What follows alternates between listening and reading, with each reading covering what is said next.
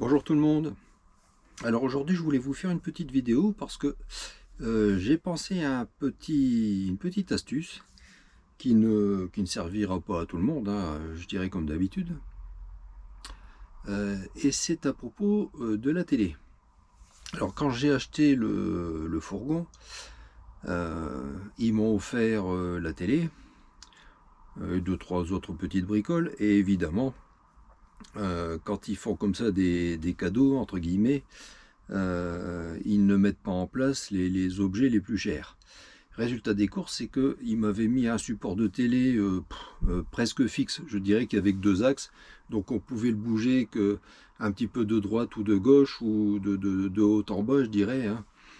Mais ça ne permettait pas de regarder la télé à partir du lit. C'est-à-dire que voilà, vous voyez ici, la télé est en place de ce côté-là du fourgon.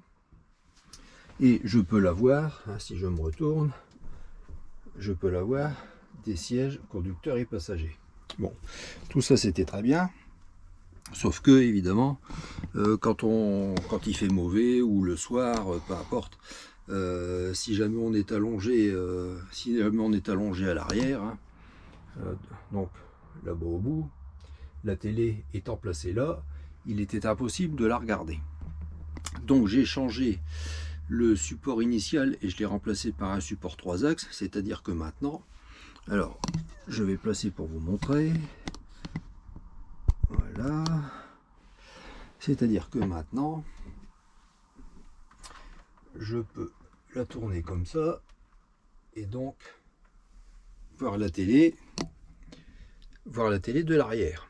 Sauf que, comme dans la plupart des cas, et je suppose que c'est pour vous la même chose, si la télé pivote, le décodeur, qui est donc ici, alors là c'est un décodeur TNT, lui reste en place. Et quand on est à l'arrière, sur le lit, le décodeur n'est pas visible. Et donc, avec la télécommande, vous voyez, si j'essaye de changer de chaîne, voilà, j'appuie et il ne se passe absolument rien. Donc vous voyez, pourtant la télé est là, vous entendez le petit clic de la chaîne, et pourtant le décodeur TNT est juste là, hein.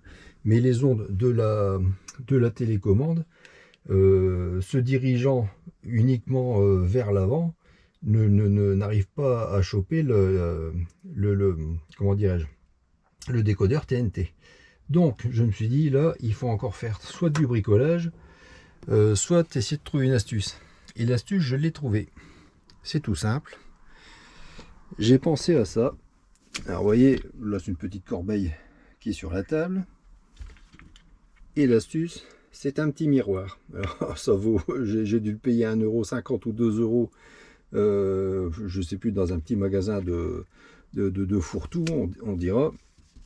Et vous voyez, le soir, quand je me couche, je pose le petit miroir ici. C'est-à-dire que maintenant, de ma place, je vois le petit miroir, vous voyez, qui est là-bas.